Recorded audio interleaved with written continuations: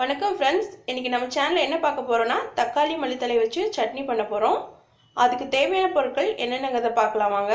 2 தக்காளி மீடியம் சைஸில் கட் பண்ணி வச்சுருக்கேன்.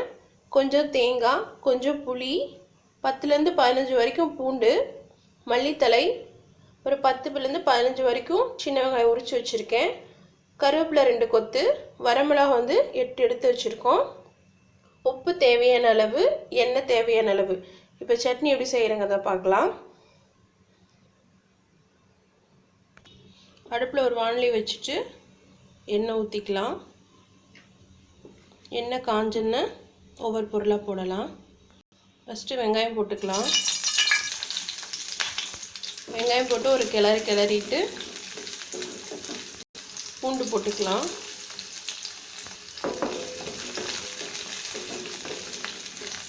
அடுத்தது கருவேப்பிலை போடலாம்.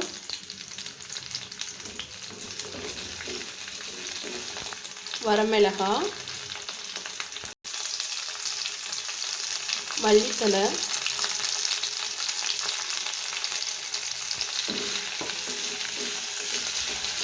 ஒரு வதக்கிட்டு தக்காளியும் கட் பண்ணி வச்சுருக்கிறத போட்டுடலாம்.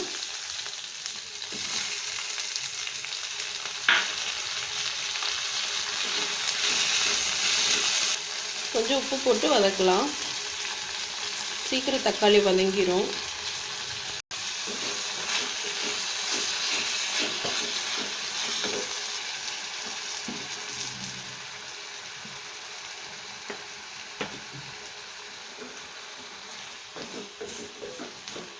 இந்த சட்னியில் நீங்கள் புதினாவும் சேர்த்துக்கலாம், வாசமாக இருக்கும். சிலருக்கு புதினா போட்டால் பிடிக்காது, தேவைப்பட்டால் நீங்கள் புதினா சேர்த்துக்கலாம். நல்லா தக்காளி மசிய வதக்கணும்.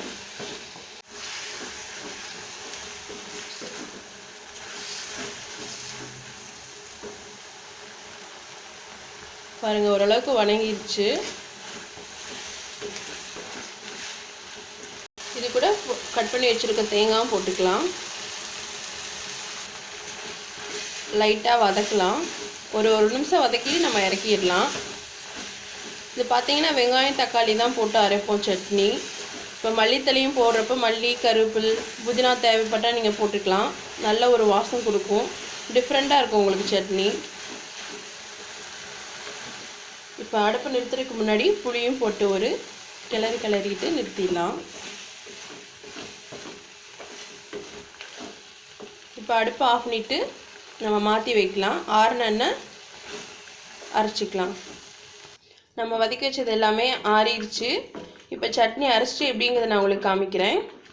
சட்னி ரெடி ஆயிடுச்சு. தக்காளி மல்லித்தழை சட்னி. கண்டிப்பாக எல்லோரும் செஞ்சு பாருங்கள். இது இட்லிக்கு, தோசைக்கு எல்லாமே சைட் டிஷ் ரொம்ப நல்லாயிருக்கும். லைக் பண்ணுங்கள், ஷேர் பண்ணுங்கள், சப்ஸ்கிரைப் பண்ணுங்கள், கமெண்ட் பண்ணுங்கள். Thank you friends.